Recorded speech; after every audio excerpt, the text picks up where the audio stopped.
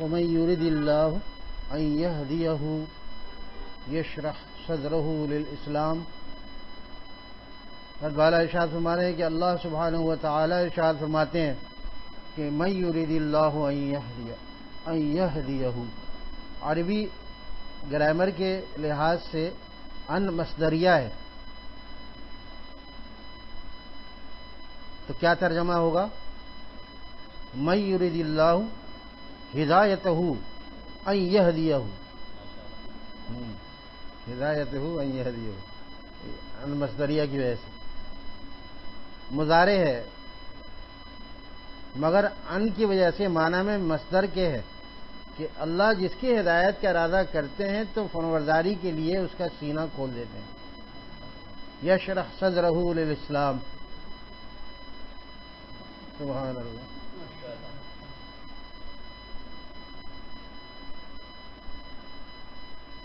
یشرح صدرہ للاسلام، اللہ کے احکام کے بجا لانے میں اور گناہوں سے بچنے میں جس کا سینہ تنگ ہو اور وہ خود کو لومڑی کی طرح بے حوصلہ اور بے ہمت پاتا ہو، شیر کی طرح نہ ہو، تو سمجھ لو کہ اللہ تعالیٰ کی نور ہدایت سے محرومی کا علامت ہے.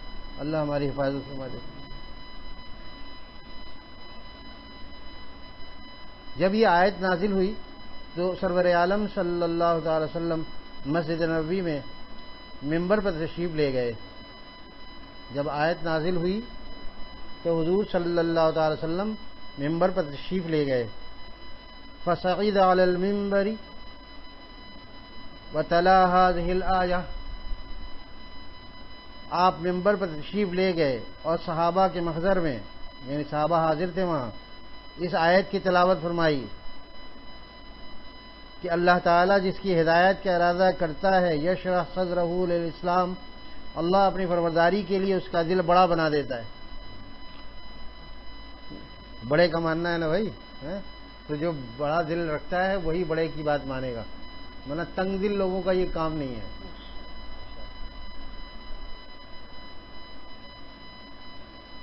جو شخص اللہ تعالیٰ کی فرمانبرداری میں اپنے دل کو چھوٹا پائے، گناہ چھوڑنے میں اپنے دل میں تنگی پائے، تو یہ علامت ہے کہ یہ شخص اللہ تعالیٰ کی نور ہدایت سے محروم ہے.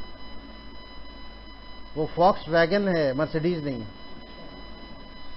وہاں پہ بڑی بڑی گاڑیوں والے تھے نا، تو ایسی مثال میں دے دیتے. مرسیڈیز نہیں ہے، یعنی مرتبے میں رتبے میں کم ہے. وہ شیر نہیں ہے، لومڑی ہے. پہلے شیر اور لومڑی کی مثال دی، بعد میں جدید دور کے اعتبار سے فرمایا وہ فاکس ویگن ہے. فاکس تو ویسے بھی لومڑی کہتے ہیں، فاکس ویگن ہے نا، فاکس ویگن ہے، وہ مرسیڈیز نہیں ہے. تو حضرت والا نے فاکس کی رعایت کرتے ہوئے اس گاڑی کا نام لیا، ورنہ اور بھی گاڑیاں تھیں چھوٹی، مرسیڈیز کے مقابلے میں اور بھی گاڑیاں آ سکتی تھیں. لیکن چونکہ پہلے لومڑی اور شیر کا تناسب بیان ہو چکا ہے، مقابلہ و موازنہ بیان ہو چکا ہے، تو اس لحاظ سے یہ کنایتاً حضرت والا نے ارشاد فرمایا کہ وہ فاکس ویگن ہے، مرسیڈیز نہیں ہے. ماشاء اللہ. تو سمجھنے والوں کے لیے بڑی بڑی عجیب عجیب اشارے ہوتے تھے اور عجیب عجیب علوم ہوتے تھے جو سمجھ کر اندر ہی اندر لوگ مست ہوتے تھے، بالخصوص علماء کرام.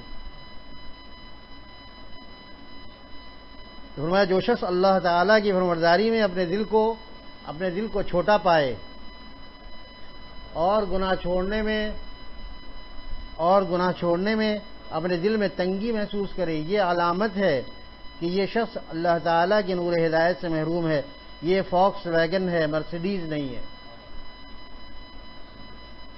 اللہ پاک ارشاد فرماتے ہیں یشرح صدرہ للاسلام، ہم جس کی ہدایت کا ارادہ کرتے ہیں تو اسے راستہ بھی دکھاتے ہیں اور بالغ منزل بھی کرتے ہیں.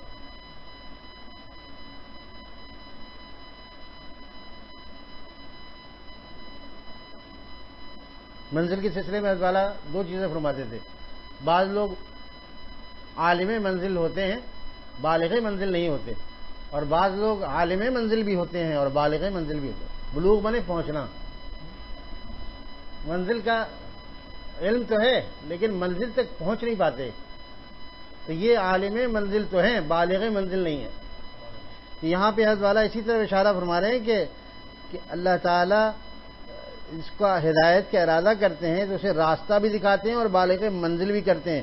جس کو اپنا درباری بنانے کا، اپنے پیار کے قابل بنانے کا ارادہ کرتے ہیں، اس کی صورت اور اس کی سیرت کو اپنے پیار کے قابل بنا دیتے ہیں، اس کو اپنے پیغمبر صلی اللہ علیہ وسلم کی شکل بنانے کی توفیق دیتے ہیں، اور اس کو اچھے اخلاق، اچھے اعمال اختیار کرنے کی توفیق دیتے ہیں.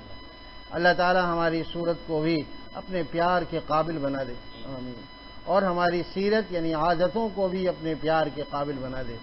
تو جب آپ صلی اللہ تعالی وسلم نے مسجد نبوی کے ممبر پر یہ آیت تلاوت فرمائی تو حضرات صحابہ کرام رضوان اللہ تعالی علیہم اجمعین نے پوچھا کہ یا رسول اللہ صلی اللہ تعالی علیہ وسلم، اللہ تعالیٰ جو فرما رہے ہیں کہ اس کا سینہ کھول دیتے ہیں، تو ما ھذا الشرح یا رسول اللہ، ما ھذا الشرح، اس کی شرح کیا ہے، یعنی اس کی تشریح کیا ہے، اس کی تفصیل کیا ہے، سینہ کیسے کھلتا ہے. اب دیکھیے صحابہ کرام جو ہے بار بار سوالات کر کے ہمارے لیے آسانیاں پیدا فرماتے تھے، حتیٰ کہ ہماری ماں صدیقہ بنت صدیق بھی مختلف اوقات میں مختلف سوالات کر کے ہمارے لیے آسانیاں پیدا فرماتی ہیں. تو اب یہ عام صحابہ ہیں، مسجد میں تشریف حضور کے پاس حاضر ہیں، تو یہ پوچھ رہے ہیں کہ آپ نے جو یہ فرمایا کہ سینہ اللہ تعالیٰ کھول دیتے ہیں، یشرح صدرہ للاسلام، تو ما ھذا الشرح یا رسول اللہ، اس کی تفصیل شرح کیا ہے، اس کی سینہ کیسے کھلتا ہے. آپ نے فرمایا ان النور اذا قذف فی قلب، ان النور اذا قذف فی القلب، جب اللہ تعالیٰ کا نور دل میں آ جاتا ہے تو اس کا دل بھی بڑا ہو جاتا ہے. اللہ بڑا ہے یا نہیں؟ تو جس کے دل میں اللہ آتا ہے اس کا دل بھی بڑا ہو جاتا ہے، اور اسے جان دینا بھی آسان ہو جاتا ہے، یعنی حوصلے بلند ہو جاتے ہیں اس میں.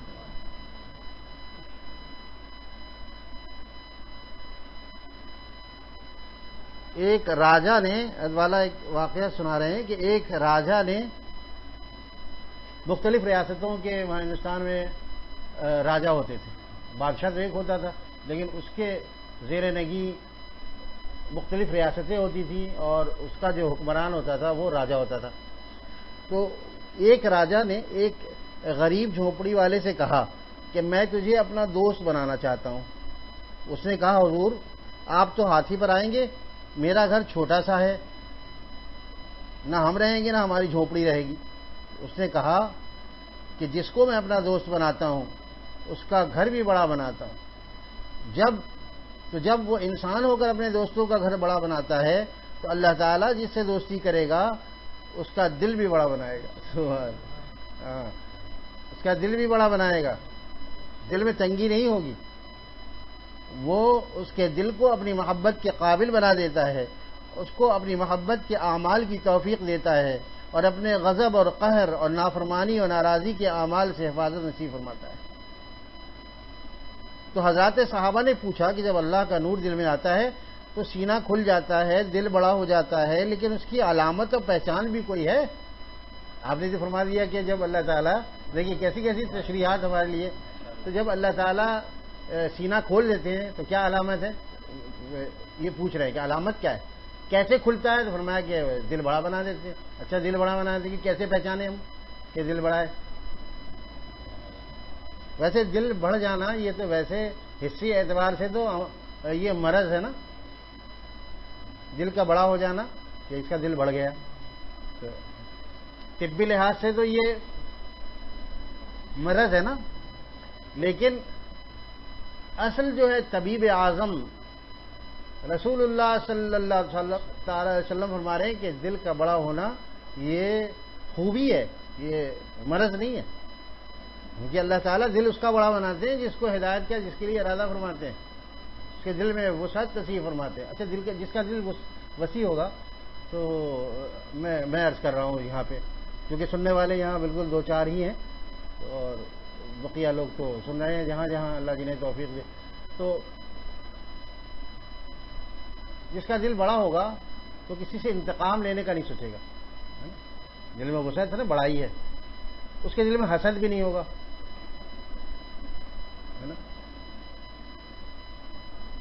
اس کے دل میں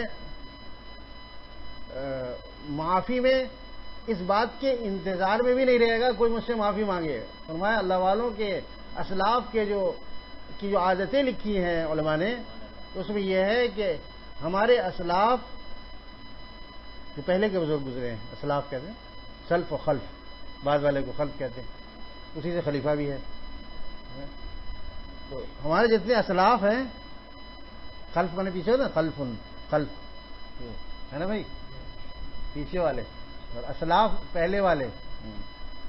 تو جتنے ہمارے اسلاف ہیں ان کی یہ عادت تھی، اور ان کے اخلاق میں سے یہ خلق تھا کہ وہ کسی کے معافی مانگنے کے منتظر نہیں رہتے تھے، بلکہ محسوس ہو جاتا تھا کہ اس سے خطا ہوئی ہے میرے حق میں، تو معاف کر دیتے تھے پہلے ہی، قبل اس کے کہ وہ معافی مانگے اس کو معاف کر دیتے تھا. بتائیے کہ دل کتنا وسیع تھا نا وسیع. اگر وسیع نہ ہوتا تو کم سے کم تو معافی مانگنے کا انتظار تو کرتے کہ معافی مانگنے تو دو پہلے. نہیں، معافی مانگنے کی کیا ضرورت؟ اللہ تعالیٰ بھی تو ہمارے بہت سی خطاؤں کو بغیر معافی مانگے معاف کر دیتے. بہت سی خطائیں ویسے ہی معاف ہو جاتی ہیں. کوئی نیکی کر لی، کوئی سبحان اللہ کہہ دیا، کوئی کسی کے ساتھ کوئی حسن سلوک کر دیا، راستے سے کانٹا ہٹا دیا، پتھر ہٹا دیا، ایسے چھوٹے چھوٹے معاملات میں اللہ تعالیٰ ہمارے گناہوں کو معاف فرماتے ہیں. تو ہمیں بھی ایسا دل بڑا ہونا چاہیے نا.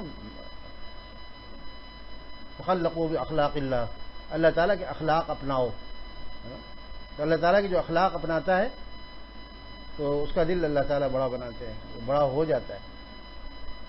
پھر وہ معافی کے اندر، اچھا میں نے پہلے بھی عرض کیا تھا کہ ایک بزرگ کو میں نے زیارت کی ہے.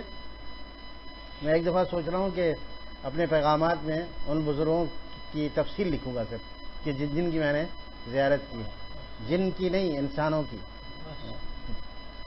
یعنی جن بزرگوں کی زیارت کی ہے ان کے اسماء گرامی لکھوں گا. اور مجھے اس پر بہت شکر کرتا ہوں کہ فلاں فلاں. اچھا بعض لوگ جب سنتے ہیں تو حیران ہوتے ہیں، اچھا فلاں کی بھی، اچھا فلاں کی بھی. بھائی نوجوانی میں میرا مشغلہ یہی تھا، جہاں کوئی بڑے بزرگوں کی تشریف آوری سنی، بس وہاں اپنے ایک دو دوست کو لیا اور چلے گئے وین میں بیٹھ کے. اور اگر پیسے نہیں ہوئے تو پیدل چلے گئے، 1.5-2 گھنٹے میں پہنچے، 1 گھنٹے میں پہنچے. ظاہر تنگی تھی اس وقت.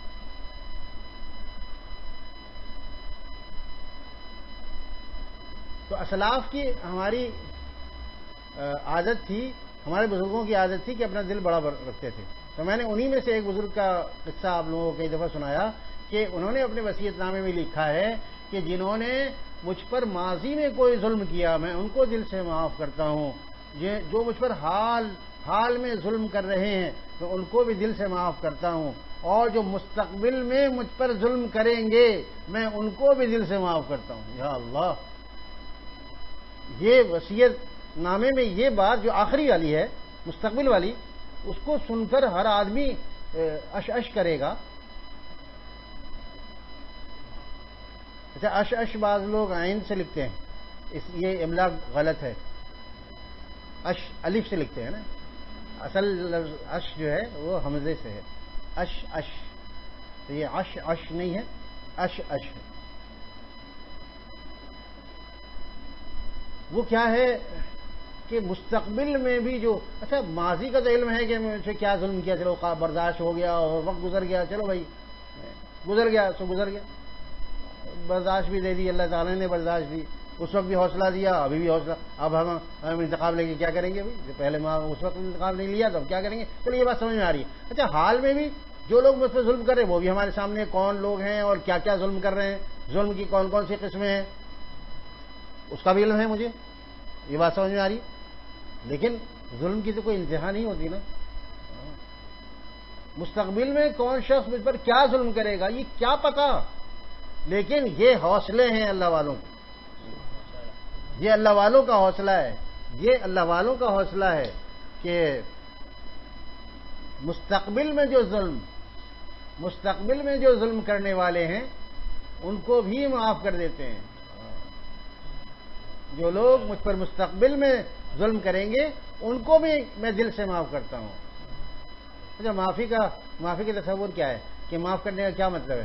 مطلب یہ کہ نہ دنیا میں انتقام لیں گے نہ آخرت میں آپ کو پکڑیں گے اور پکڑوائیں گے تو یا اللہ ان پہ انہوں نے مجھ پہ بہت ظلم کیا تھا، آپ ان کو ذرا بدلہ دلوا دیجیے مجھے. معاف کرنے کا یہ مطلب ہے. یہ معاف کرنے کا یہ مطلب نہیں ہوتا کہ دنیا میں اچھا بچوں میں تو یہاں تو چھوڑ رہا ہوں تمہیں، ہاں آگے میں تمہیں نہیں چھوڑوں گا، ہاں پکڑوں گا وہاں پہ بدلہ لوں گا.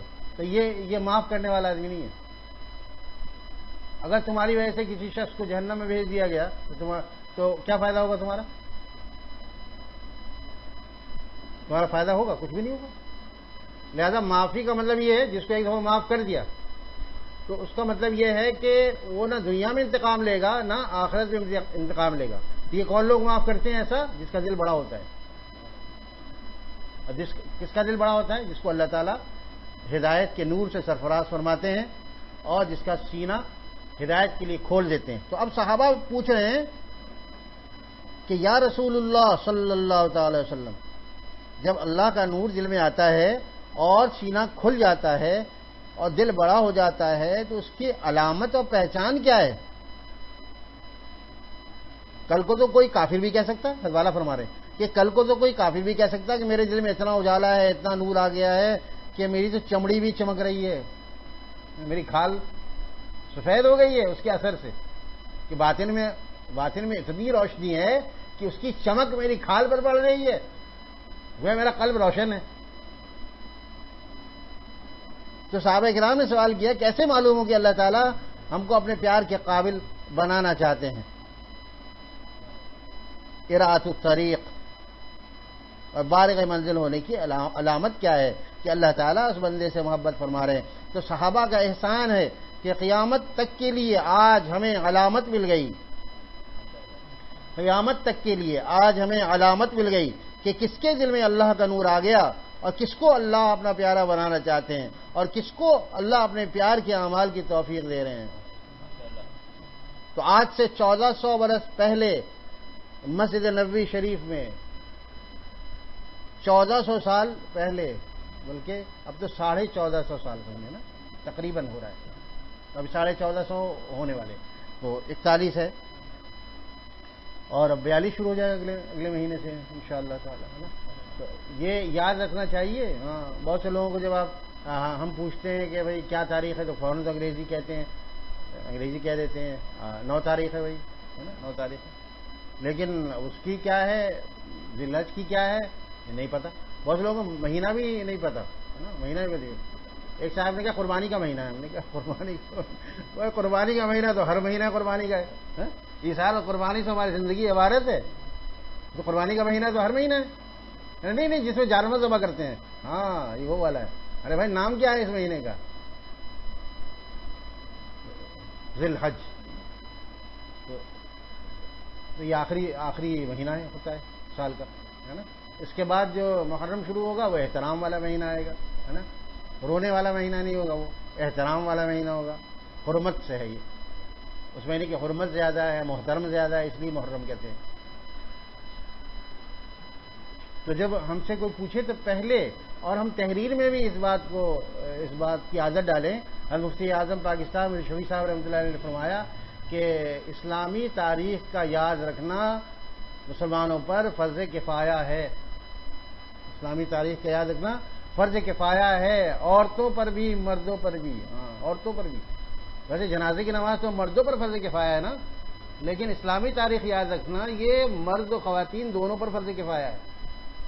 خواتین کو بھی اگر پورے محلے میں کسی خاتون کو یاد نہیں ہے تو ساری خواتین گناہ گار ہوں گی، اور پورے محلے میں کسی مرد کو تاریخ یاد نہیں ہے تو وہ سارے مرد محلے والے گناہ گار ہوں گے. جیسے کہ ایک جنازہ رکھا ہے اور اس کی نماز پڑھنے والا کوئی بھی نہیں ہے تو سارے محلے والے گناہ گار ہوں گے.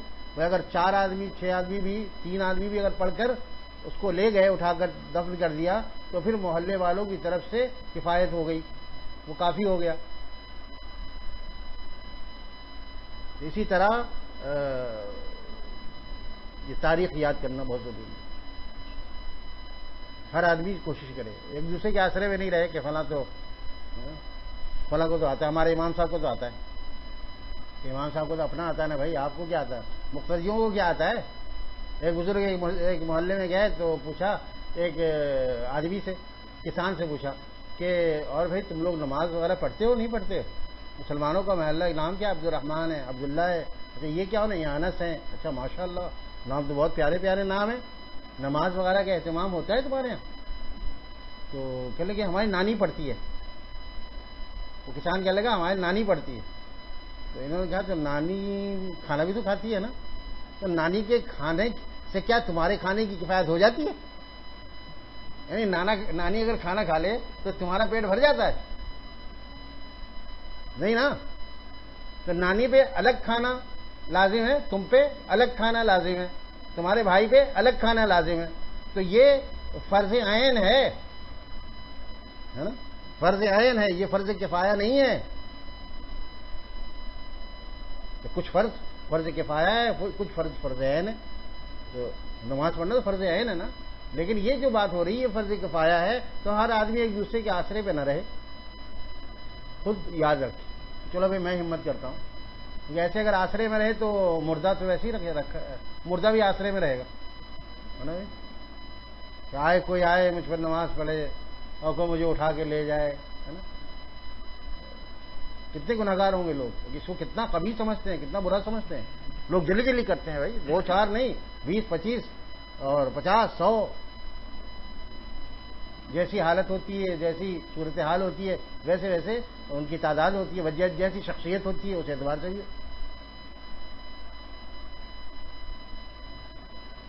اللہ.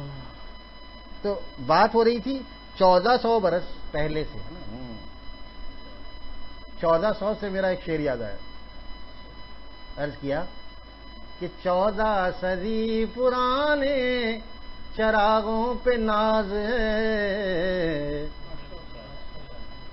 14 صدی پرانے چراغوں پہ ناز ہے.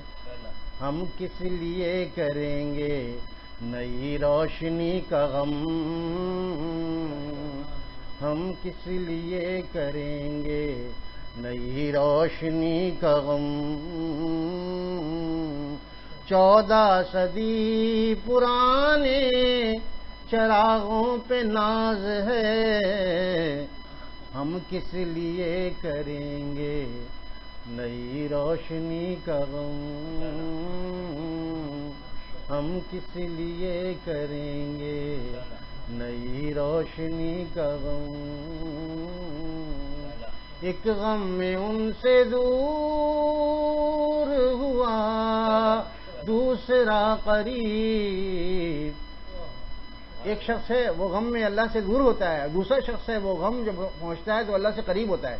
اس کو مثال کے طور پہ بیان کیا کہ ایک غم میں ان سے دور ہوا دوسرا قریب. فاسق کا غم الگ ہے، الگ متقی کا غم. فاسق کا غم الگ ہے. ایک غم میں ان سے دور ہوا کے مقابلے میں فاسق لائے، اور دوسرا قریب ہوا کے مقابلے میں متقی آیا. یہ ترتیب آسمانی ترتیب ہے جس کو علماء نے سراہا ہے. الحمدللہ، لا فخر یا کریم. ایک غم میں ان سے دور ہوا دوسرا قریب. فاسق کا غم الگ ہے، الگ متقی کا غم. فاسق کا غم الگ ہے، الگ متقی کا غم. 14 صدی پرانے چراغوں پہ ناز ہے، ہم کس لیے کریں گے نئی روشنی کا غم.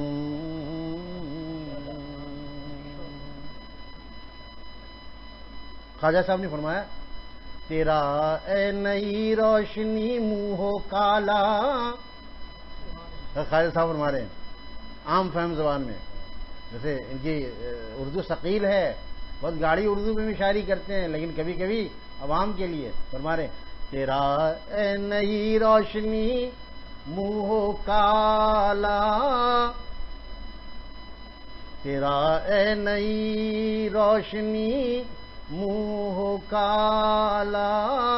دلوں میں اندھیرا ہے باہر اجالا، تیرا ہے نئی روشنی منہ کالا، دلوں میں اندھیرا ہے باہر اجالا۔ دلوں میں اندھیرا ہے، اگر اس سے مراد کفار لیں تو دل میں کفر کی تاریکی ہے، شرک کی تاریکی ہے، اور اگر اس سے مسلمان لیں تو فسق کی تاریکی ہے، گناہوں کی تاریکی ہے، رسم کی تاریکی ہے، بدعات کی تاریکی ہے۔ باہر ویسے خوب گورے گورے ہیں اور باہر چٹ چٹ میں رہتے ہیں، باہر لباس کے معاملے میں بہت عمدگی کا خیال کرتے ہیں، لیکن اندر اندھیرے بھرے ہوئے ہیں، اندر چمگادڑ بسے ہوئے ہیں۔ 14 صدی پرانے چراغوں پہ ناز ہے، ناز ہے۔ ہم کوئی معذرت خواہانہ رویہ نہیں رکھیں گے، ہم جھیپیں گے نہیں بلکہ ناز کریں گے۔ ایک طرح جھیپنا کہ ہاں وہ جب کسی کے، میں مثال دیتا ہوں، میں نے یہ مثال دیکھ کر دی ہے، ہاں یہ مفروضہ قائم کر کے مثال نہیں دی بلکہ مشاہدہ کر کے یہ مثال دی ہے۔ وہ کیا؟ ایک صاحب سے ایک دوسرے عزیز نے پوچھا، ماشاءاللہ آپ کے کتنے بچے ہیں؟ بہت دنوں بعد ملاقات کریں گے، 3 بچے ہیں۔ اچھا، کیا کرتے ہیں؟ پڑھتے ہیں؟ کہ ہاں پڑھتے ہیں۔ کیا پڑھتے ہیں؟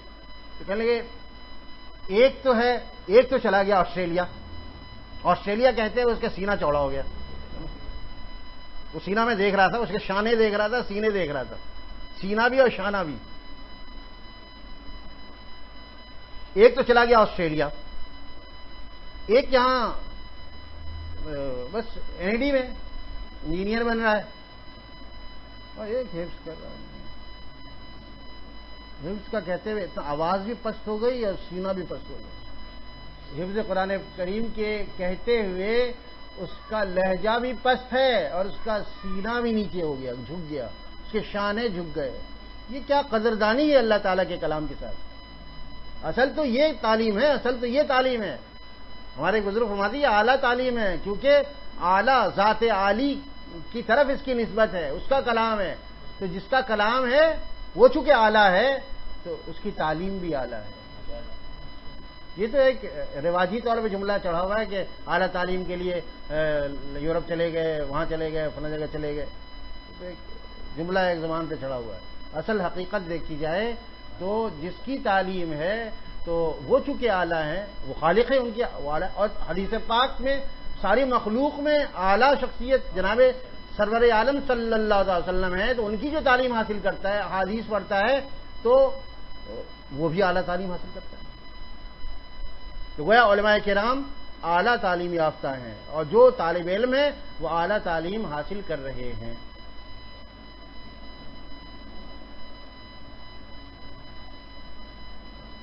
تو ہمیں جھیپنا نہیں ہے، ہمیں جھیپنا نہیں ہے، اور دوسروں کو حقیر بھی نہیں سمجھنا۔ یہ راستہ بالکل درمیانی ہے بھائی، درمیانی راستہ ہے۔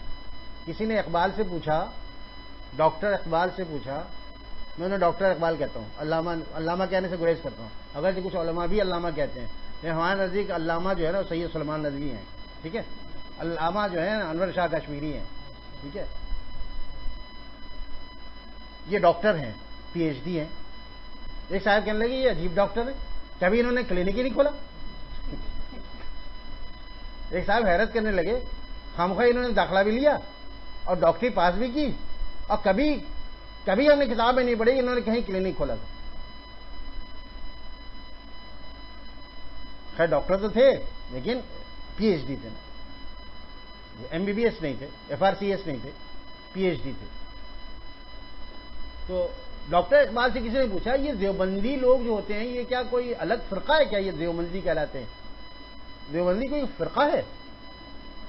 یہ کتاب ہے اقبال کے ممدوح علماء، اس میں یہ جملہ موجود ہے۔ تو ان سے جب پوچھا کہ کیا دیوبندی کوئی فرقہ ہے تو فرمایا نہیں، بلکہ ان کا جواب یہ ہے بلکہ ہر اعتدال پسند دیندار کا نام دیوبندی ہے۔ ہر اعتدال پسند یعنی معتدل دیندار کا نام دیوبندی ہے۔ نہ آگے جائیں گے نہ پیچھے جائیں گے. افراط و تفریط سے بچتے ہوئے جو درمیانی راستہ اختیار کرتے ہیں وہ ہمارا راستہ ہے، وہ ہمارے بزرگوں کا راستہ ہے.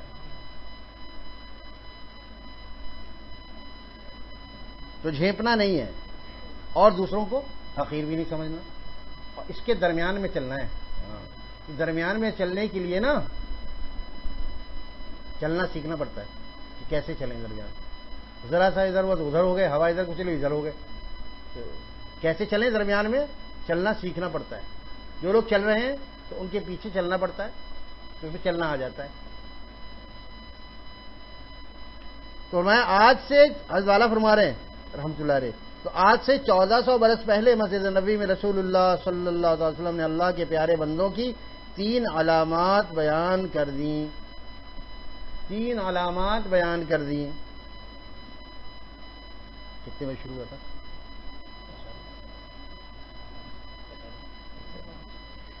3 علامات بیان کر دیں، ٹھیک ہے، جن کو آج حضرت والا اپنا نام لے رہے ہیں کہ جن کو آج حضرت والا اپنے کرم سے اللہ کی توفیق سے اس مسجد میں بیان کر رہا ہے. اور آپ سب کی خوش قسمتی ہے کہ آپ کے کان 1400 برس پہلے کا حضور صلی اللہ علیہ وسلم کا مضمون اب سن رہے ہیں. یہ کانوں کی خوش قسمتی ہے. حضرت والا فرماتے تھے جب بہت سے لوگوں میں یہ رواج ہے کہ جب حضور صلی اللہ علیہ وسلم کا نام سنتے ہیں تو اپنے انگوٹھے چوم لیتے ہیں، ہے نا، انگوٹھے چوم لیتے ہیں. تو فرمایا کہ نہ نقلن یہ ثابت ہے، نہ عقلن، نہ درایتن، نہ روایتن. وجہ یہ ہے کہ اگر آپ کو اس نام سے محبت ہے تو یہ کریں کہ مؤذن جو اذان دے رہا ہے اس کی زبان کو چوم لے کہ اس زبان سے یہ نام نکلا ہے. یا تو اگر ممکن ہے تو اپنے کان کو چوم لے، اس کان سے یہ نام اندر گیا ہے. حضرت والا کی کیا مثال ہے.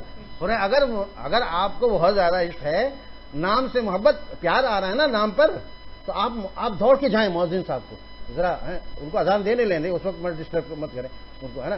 جیسی اذان دے کر فارغ فوراً زبان چوم لیں اس کو، ہے نا، ٹھیک ہے. اور اگر وہیں بیٹھے بیٹھے آپ کام انجام دینا چاہتے ہیں، اتنا عشق نہیں ہے، تو پھر اپنے کان چوم لیں، کیونکہ اسی کانوں کے ذریعے حضور کا نام پہنچ رہا ہے اندر. تو دونوں کام تو کرتے نہیں، یہ بیچ میں انگوٹھا کہاں سے آ گیا بھائی؟ کیونکہ انگوٹھی کی کوئی روایت نہیں ہے، مستند نہیں ہے. جو لوگ یہ لاتے ہیں غلط لاتے ہیں، ہاں، مستند نہیں ہے.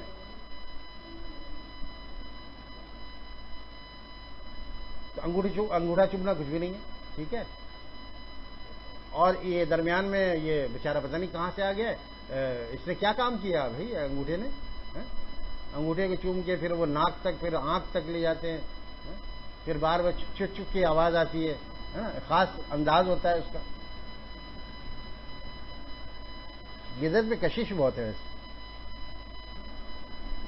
ویسے بظاہر کشش ہوتی ہے، حالانکہ سنت میں کشش ہوتی ہے. تو نظر بدل جاتی ہے تو بدعت میں کشش محسوس ہوتی ہے، اور کہتے ہیں اس میں حرج کیا ہے اگر ایسا کر لیا تو ہمارے ابھی کان سے یاد آیا تھا مجھے، دیکھیے یہ مضامین کی برکت ہے کہ ایک بات سے دوسری بات یاد آ رہی ہے. ہاں، پرانی سنی ہوئی باتیں بھول چکے، لیکن آپ حضرات کی سامعین کرام اور سامعات کی برکت سے وہ مضامین یاد آ رہے ہیں. تو کان میں دیکھیے، یا تو کان کو چوم لو یا مؤذن کے ہونٹ کو چوم لو، زبان کو چوم لو. دونوں چیزیں نہیں چومتے، بیچ میں ایک انگوٹھا چوم لیتے، ہے نا. چلیں، یہ بات ضمن آ گئی. تو حضرت فرما رہے ہیں کہ آج آپ کے کان 1400 برس پہلے کا حضور کا مضمون صلی اللہ علیہ وسلم اب سن رہے ہیں. میری زبان بیان کر رہی ہے اور آپ کے کان سن رہے ہیں. اور آپ صلی اللہ علیہ وسلم نے فرمایا کہ اے صحابہ، جس کے دل میں اللہ کا نور آتا ہے، جس کو اللہ اپنے پیار کے قابل بناتا ہے، اس کی 3 علامتیں. 3 علامتیں اگر ہمارے اندر وہ 3 علامات ہیں تو سمجھ لو کہ ہمیں اللہ کا پیار اور ہدایت نصیب ہے. اور اگر یہ علامات نہیں ہیں تو سمجھ لو کہ ہم نام کے تو مسلمان ہیں مگر اللہ کے پیار کے قابل نہیں ہیں، ہدایت کا نور ہمارے دل میں نہیں ہے. یہ ایک پیمانہ دے دیا نا، 3 چیزیں دے دی کہ ان 3 چیزوں کو اپنی ذات میں تلاش کرو. اور وہ کیا ہے اب آگے آ رہی. پہلی علامت کیا ہے؟ کیسے پہچانے؟ التجافی عن دار الغرور. پہلی علامت کیا؟ التجافی عن دار الغرور. دنیا جو دھوکے کا گھر ہے اس سے ہوشیار رہتا ہے، دل نہیں لگاتا. التجافی، ہوشیار رہتا ہے. کس سے؟ عن دار الغرور. غرور کہتے ہیں دھوکے کو، ہے نا. دھوکے کا گھر ہے نا. ہر آدمی دھوکے میں، کافر بھی دھوکے کی وجہ سے ایمان نہیں لاتا ہے نا. اور فاسق جو ہے وہ دھوکے کی وجہ سے متقی نہیں بن رہا، دھوکے میں رکھا ہوا ہے. کافر و مشرک کو کفر اور شرک کا دھوکہ ہے، اور مسلمانوں کو گناہ کی لذت کا دھوکہ ہے، مال کا دھوکہ ہے، حسن کا دھوکہ ہے. دھوکہ ہی دھوکہ ہے. یہ دھوکہ کھلے گا جب آنکھ کھلے گی.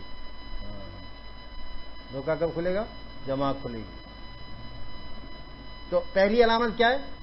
ہم لوگ کو یاد کر لینا چاہیے، ہم نے اسی وقت یاد کر لیا تھا. حضرت والا فرماتے جاتے تھے، ہم لوگ چھوٹی ڈائری میں لکھتے جاتے تھے اور گھر جاتے جاتے ویگن میں یاد کر لیتے تھے. التجافی عن دار الغرور.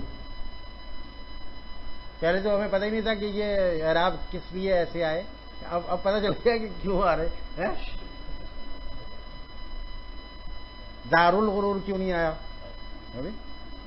لیکن ہم لوگ بالکل صحیح سے یاد کرتے تھے، کیونکہ ہم بالکل صحیح سنتے تھے، صحیح سن کر صحیح لکھتے تھے، اس پہ اعراب بھی صحیح لگاتے تھے. اگرچہ ہمیں اس کی وجہ نہیں پتا ہوتی تھی کہ یہ کیوں آیا، یہ دار الغرور کیوں آیا. دار الغرور بھی ہو سکتا تھا. اب پتا چلا یہ ان کی وجہ سے آیا نا. ان حرف جار ہے، اس کی وجہ سے آیا دار الغرور، ہے نا بھائی، ہے نا. ورنہ دار الغرور ہوتا ویسے تو مضاف علیہ اگر کام کرتے تو یہ دار الغرور ہوتا، ہے نا، دھوکے کا گھر، ہے نا. لیکن ان کی وجہ سے وہ آگے جو دار ہے وہ مجرور ہو گیا، اور یہ مجرور اس پہ مجبور ہے کہ وہ مجرور ہو، ہے نا. یہ دار جو ہے وہ مجرور ہونے پر مجبور ہے، کیونکہ اس سے پہلے ان داخل ہے. لیکن پہلے ہمیں نہیں پتا ہوتا تھا، ہم لکھ لیتے تھے. جیسے بھی ہمیں جاوید قریشی لکھ رہے ہیں نا، اس طرح ہم لکھ لیتے تھے. کوئی ماشاء اللہ دلچسپی ہے، ہمارا دراسات کا نظام چل رہا ہے، اللہ کا شکر ہے کہ اللہ تعالیٰ سے برکت دے.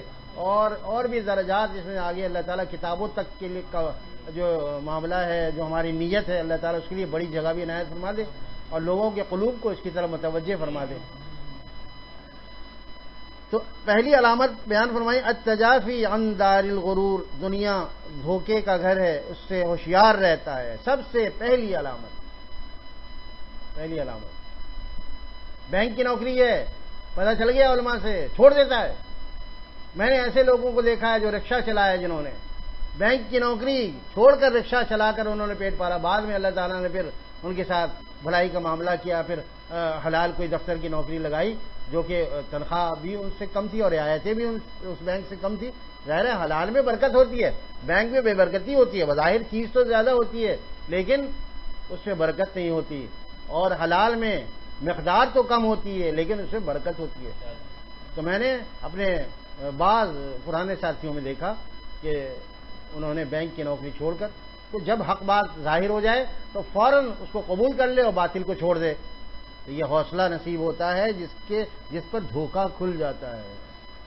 التجافی عن دار الغرور. غرور راہ کے نیچے بھی زیر لگائیں، ہے نا بھائی. طلبہ کرام کچھ بیٹھے ہیں تو ان کو یہ بھی فائدہ ہوتا رہے کہ اب یہ دار الغرورہ ہوگا، دار الغرورو ہوگا، یا دار الغروری ہوگا. غروری، دار الغروری، عن دار الغرور. التجافی عن دار الغروری. یہ جو ان ہے اس نے دار کو بھی مجرور کیا اور غرور کو بھی مجرور کیا. یہ دونوں مجبور ہو گئے. بازار سے گزرا ہوں خریدار نہیں ہوں. والا خواجہ صاحب کا شعر مصرع لکھ رہے ہیں کہ بازار سے گزرا ہوں خریدار نہیں ہوں.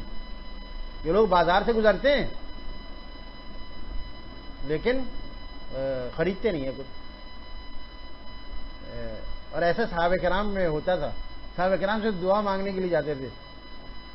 ایک شاگرد ہیں، وہ پوچھ رہے ہیں اپنے استاد سے، غالباً حضرت ابو درداء ہیں یا کوئی اور بڑے صحابی ہیں، وہ صرف بازار میں روزانہ ایک دفعہ جاتے تھے اور ہو کر پھر آ جاتے تھے. پھر دوبارہ شام کو گئے ہو کر آ گئے، جسے ہم چکر لگانا کہتے ہیں نا، میں چکر لگا کر آ رہا ہوں. چکر لگانا اچھی بات نہیں ہے. بہرحال وہ بازار جاتے تھے اور ہو کر آ جاتے تھے. ٹھیک ہے. شاگرد نے پوچھا آپ کو کچھ لینا وینا تو ہے نہیں؟ میں روز دیکھتا ہوں اب جاتے ہیں پھر آ جاتے ہیں، اور بازار کے راستے سے جاتے ہیں، حالانکہ اور راستہ بازار میں بھیڑ بھاڑ بھی ہے، دکانیں بھی ہیں، تو یہاں سے جانا مناسب ہے یا ادھر سے چلیں جہاں سے سیدھا راستہ ہے، دوسرا صاف راستہ ہے؟ میں روز دیکھتا ہوں کہ آپ ادھر سے گزرتے ہیں پھر آ جاتے، کوئی لیتے تو ہے نہیں.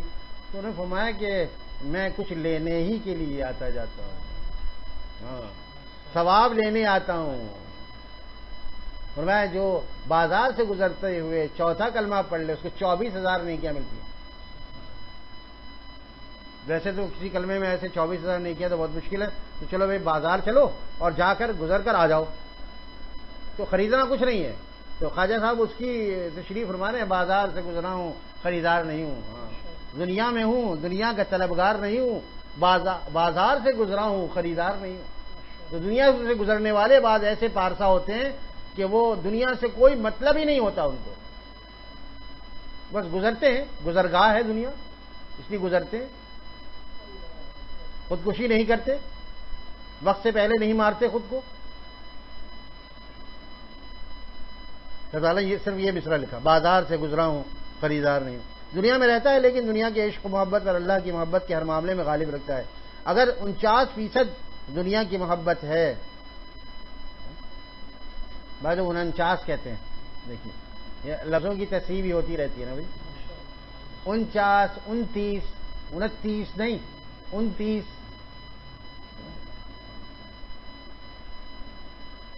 31 نہیں 31. دیکھ 31 کی تو ایک ویسی توجہ کر سکتا ہے آدمی، 31 کی کوئی توجہ نہیں ہو سکتی لفظی. 30 اور 31، 31 کی کیا توجہ کریں گے آپ؟ 31 کیوں کہتے ہیں بھائی؟ ہے نا.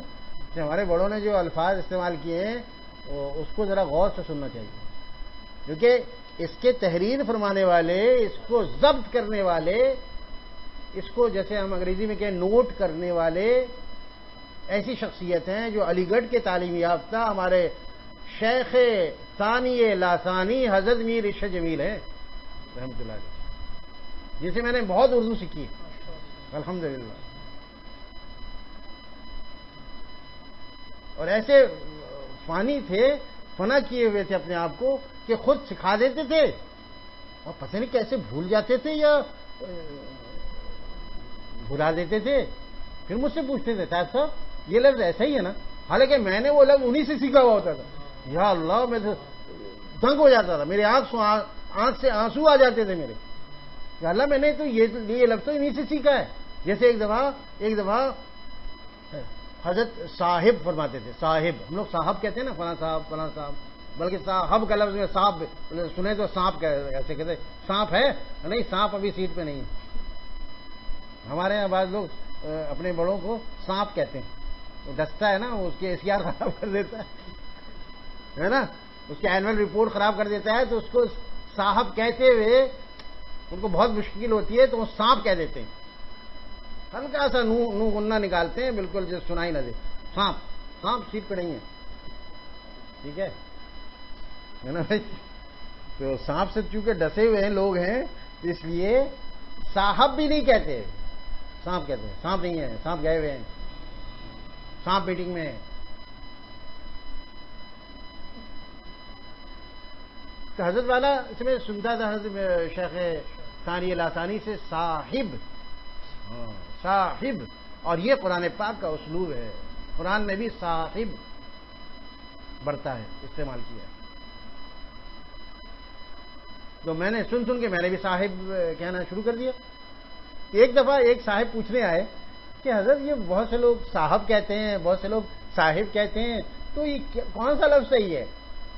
تو حضرت والا حضرت ارشد جمیل صاحب رحمۃ اللہ علیہ نے میری طرف نظر اٹھا کے دیکھا اور فرمایا کہ ان سے پوچھتے ہیں. مجھ سے فرمانے لگے صاحب یہ میرے خیال میں صاحب ہی صحیح ہے یا صاحب صحیح ہے؟ تو میں نے کہا حضرت ہم نے تو آپ سے ہی سنا کہ صاحب. بولے ہاں ٹھیک ہے، صاحب صحیح ہے، صاحب صحیح ہے بھائی، صاحب صحیح. ان سے بھی تصدیق ہو گئی. ماشاء اللہ ایسے لوگ تھے. اب یہ 49 نہیں ہے، 49%. اگر 49% دنیا کی محبت ہے اور 51% اللہ کی محبت کو غالب رکھتا ہے تو یہ آدمی غالب ہے. دنیا میں رہتا ہے لیکن دنیا کی عشق و محبت پر اللہ کی محبت کو ہر معاملے میں غالب رکھتا ہے. اگر 49% دنیا کی محبت ہے تو 51% اللہ کی محبت کو غالب رکھتا ہے. جدوارہ نے مثال میں دی تھی، مثال دی کہ بھائی تم لوگ جو کھیلتے ہو نا، تو اگر ایک ٹیم جو ہے، ایک ٹیم 6 گول کرتی ہے، تعداد مجھے یاد نہیں آ رہا، اسی طرح تو ایک ٹیم جو ہے وہ 6 گول کرتی ہے اور ایک ٹیم 5 گول کرتی ہے، تو کون جیتتی ہے؟ تو سب کہتے ہیں وہ جس نے 6 گول کیے. تو میں دیکھو تو ایک ہی گول تو کم ہے نا، لیکن ان کو ٹرافی مل رہی ہے. ہاں، یہ جیتے ہوئے قرار دیے ہیں، یہ ونرز کہلاتے ہیں، یہ ونر ہے. یہ مقابلہ اس نے جیت لیا ہے کیونکہ ایک گول، حالانکہ 5 گول تو انہوں نے بھی کیے ہیں.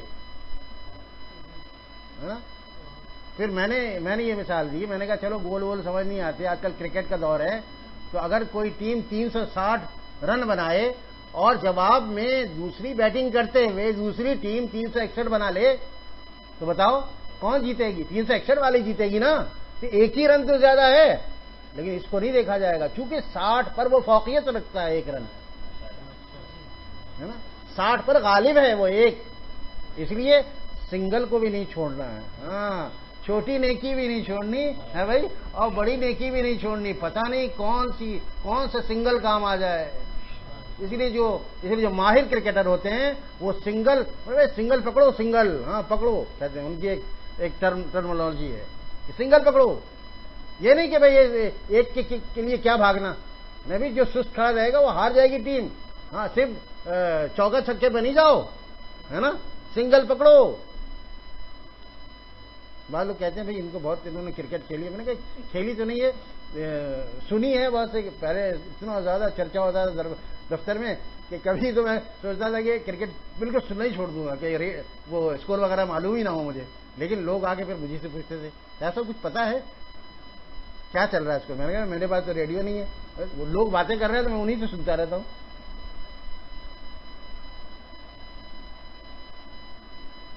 ایک مشہور کرکٹر ہیں، وہ آ رہے تھے ہوائی جہاز پر، ہمارے والا بھی اسی ہوائی جہاز سے، برطانیہ سے غالباً امریکہ سے آ رہے تھے حضرت والا، اور اسی جہاز میں وہ مشہور کرکٹر بھی موجود تھے. تو حضرت والا نے صرف اس وجہ سے اٹھ کر ان سے سلام کیا، مصافحہ کیا. وہ بھی بہت ہی متاثر ہوئے، حضرت والا کی شخصیت ایسی تھی، وہ بھی ایک دم کھڑا ہو گئے. پھر حضرت والا نے بعد میں آگے فرمایا اپنے دوستوں سے، میں نے اس لیے مصافحہ کیا ہے، اس لیے میں نے اس کا اکرام کیا ہے کہ اس نے ہندوستان میں جا کر ہندوستان کو کرکٹ میں شکست دی. ماشاء اللہ. ہاں، یہ ہمارے بزرگوں کا ہے. کسی نے حضرت پھول پوری رحمۃ اللہ سے پوچھا تھا کیا آپ دوبارہ ہندوستان جانا پسند کریں گے؟ پھول پور سے آگے، تھانہ بھون سے آگے پاکستان. دیکھیے یہ ہمارے حضرات کی محبت ہے، اور ابھی مہینہ بھی وہی چل رہا ہے محبت والا. ہاں، ہمیں اپنے بچوں کو دینا چاہیے. شب برات منع کرتے ہیں نا، دیکھو پٹاخے کے لیے پیسے نہ دو، لیکن ابھی جھنڈیوں کے لیے پیسے دو. ابھی بیجز کے لیے پیسے دو. ابھی مٹھائیاں بانٹو. اس دن صرف ہمیں چراغاں کا ہمیں اجازت ہمیں نہیں دیتے، کہ چراغاں کی وہ مشابہت ہوتی ہے دوسروں سے. لہذا اور چیزوں میں جھنڈا لگاؤ، جھنڈیاں لگاؤ، سجاؤ. بالکل اس کے لیے بچوں کے کپڑے، اگر جھنڈیوں کے رنگ کے کپڑے اگر بچوں کو شوق ہے تو وہ بھی پہناؤ. والا نے فرمایا، حضرت مفتی تقی اسماعیل صاحب دامت برکاتہ نے بھی فرمایا کہ اس میں اسراف کا گناہ نہیں ہوگا، کیونکہ وطن سے محبت ہے اور یہ وطن اسلام کے نام پر بنا ہے. والا نے کیا فرمایا؟ میں نے اس کا اس لیے اکرام کیا. دیکھو یہ ایک سبق دے رہا ہوں کتنا بڑا، اسی مہینے کا ہے نا. حضرت والا نے فرمایا کہ میں نے اس کا اس لیے اکرام کیا کہ اس شخص نے، وہ کیپٹن تھا، وہ اس شخص نے ہندوستان جا کر، اور ہندوستان نے پتہ ہے 6 میچز کی سیریز تھی ون ڈے، اور 6 میں سے 5 جیت کر ایک ویسے ہی ان کے لیے چھوڑ دیا تھا کہ کہیں ان کے آنسو پوچھنے کے لیے کہتے ہیں. ہاں، ورنہ وہ بھی جیت لیتا. تو 6 میں سے وہ وائٹ واش کیا کہتے ہیں اس کو کر کے آ جاتا ہے. یہ کہتے ہیں کیا کہتے ہیں؟ واش کہتے ہیں. کوئی واش کہتے ہیں بہرحال. تو یہ کر کے آ جاتے. لیکن انہوں نے آنسو پوچھنے کے لیے اس کے کیپٹن کو ایک میچ ویسے ہدیہ دے دیا کہ چلو. حضرت والا بہت خوش تھے. تو حضرت پھول پوری رحمۃ اللہ سے کسی نے پوچھا کہ آپ دوبارہ وہاں جانے کی تمنا ہے کہ دوبارہ ہندوستان جائیں کچھ دنوں بعد؟ تو فرمایا کہ تم جانے کی بات کرتے ہو، میں ہندوستان کی طرف رخ کر کے پیشاب بھی نہیں کرنا چاہتا.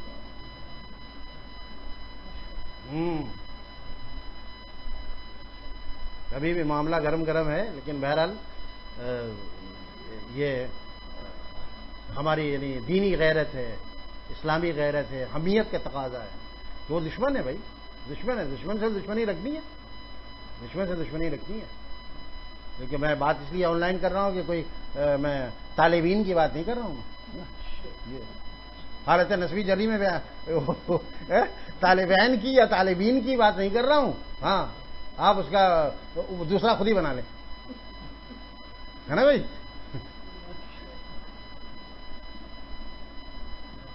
دیکھیے اس میں تو ساتھی ہیں نا وہ لوگ، سب ساتھ ہیں ہمارے.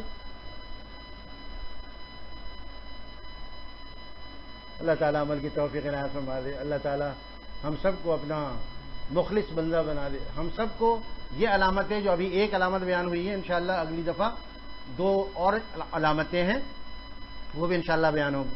ایک علامت کیا ہے؟ التجافی عن دار الغرور. التجافی عن دار الغرور. یہ خواتین مستورات بھی یاد کر لیں اور مرد حضرات اور بچے بھی لکھ لیں. التجافی میں الف لام لگائیں گے، پھر وہ تا پڑھیں گے. التجافی عن دار الغرور، کہ دنیا جو دھوکے کا گھر ہے اس سے دل نہیں لگاتا اور اس کے دھوکے سے بچ جاتا ہے. اللہ تعالیٰ عمل کی توفیق عنایت فرما دے. وآخر دعوانا ان الحمد للہ رب العالمین. جزا اللہ تعالی عنا محمد ما هو اہل. یا اللہ یا رحمان یا رحیم، جو کچھ عرض کیا یا اللہ میرے حق میں بھی یا اللہ اس کو قبول فرما لیجئے. مجھے بھی عمل والا بنائیے، میرے سامعین و سامعات کو عمل والا بنائیے. ہم سب کو دین پہ چلنا آسان فرما دیجئے یا اللہ. دین پہ چلنا لذیذ بنا دیجئے یا اللہ. مزیدار بنا دیجئے. راہ سلوک ہمارے لیے آسان بنا دیجئے. ہمارے لیے شیطان و نفس کٹھن بنا کر دکھاتا ہے، یا اللہ آپ اپنے کرم سے اسے آسان بنا دیجئے، لذیذ بنا دیجئے. عمل کرنا آسان فرما دیجئے. ہم سے راضی ہو جائیے. رضا والے کام کی توفیق دیجئے. رضا والے اعمال کی توفیق دیجئے. رضا والی موت عطا فرمائیے. رضا والی جگہ یعنی جنت عنایت فرما دیجئے. یا اللہ ہم اس کے اہل نہیں، ہم اس کے قابل نہیں ہیں کہ آپ ہمیں جنت عنایت فرمائیں. لیکن حضرت مجدد ملت تھانوی رحمۃ